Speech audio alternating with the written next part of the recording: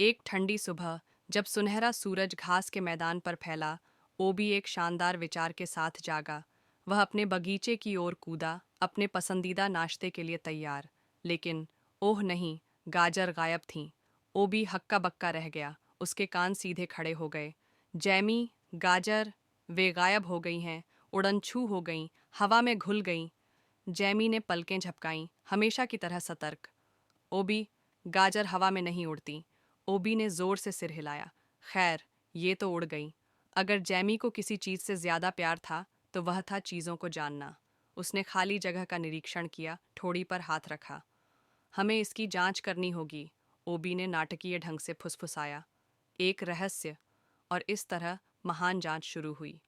सबसे पहले उन्होंने घटनास्थल की जांच की। जैमी ने जमीन को सूंघा। वहां कुछ भी नहीं था, न गाजर के टुकड़े, न कोई बिखरे हुए हिस्से। जो भी उन्हें ले गया था वह बहुत सफाई पसंद था। ओबी चौंक गया।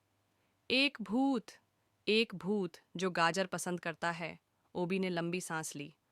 ओबी, गाजर खाने वाले भूत नहीं होते। लेकिन रहस्य तो अब भी बना हुआ था और उन्हें सुराग चाहिए थे। पहले उन्होंने गिलहरियों से पूछताछ करने का फैसला किया। गिलहरियों, क्या तुमने गाजर देखी हैं? जैमी ने गंभीर आवाज में पूछा। गिलहरियां बहुत आहत महसूस करती दिखीं।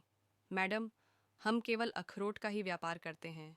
ओबी ने ठोड़ी पर हाथ रखा। यह सच है जैमी, मैंने कभी किसी गिलहरी को गाजर खाते नहीं देखा। लेकिन मैंने उन्हें अपने अखरोट भूलते जरूर देखा है। शायद उन्होंने गाजर भी भूलवश ले ली। गिलहरियों को यह सिद्धांत बिल्कुल पसंद नहीं आया। इसके बाद खरगोशों ने पक्षियों से पूछा।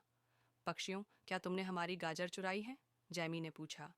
एक खास अंदाज में सजे धजे पक्षी ने अपने पंख फड़फड़ाए। गाजर? कितनी अजीब चीज, बीज ही असली ट्रेंड में है। ओबी चौंक गया। ओह, क्या हो अगर गाजर बीजों में बदल गई हो? जैमी ने गहरी सांस ली। ओबी, गाजर ऐसे काम नहीं करती। ठीक तभी, जब उम्मीद कम होती जा रही थी, झाड़ियों के पीछे हल्की सी सरसराहट हुई। खरगोशों ने झांक कर देखा और वहां पत्तों के पीछे एक छोटा सा कांपता हुआ मेढक परिवार छिपा था। उनकी नन्ही नाकें हिल रही थीं, छोटे पंजों में आधी खाई हुई गाजर थी। जैमी का चेहरा नरम पड़ गया। ओबी की आंखें चौड़ी हो गईं। एक छोटे से मेढक ने धीरे से कहा, हम हम बहुत भूखे थे। जैमी और ओबी ने एक दूसरे को देखा, फिर मेढकों को देखा, फिर खाली गाजर का पैच देखा, फिर दोबारा एक दूसरे को देखा।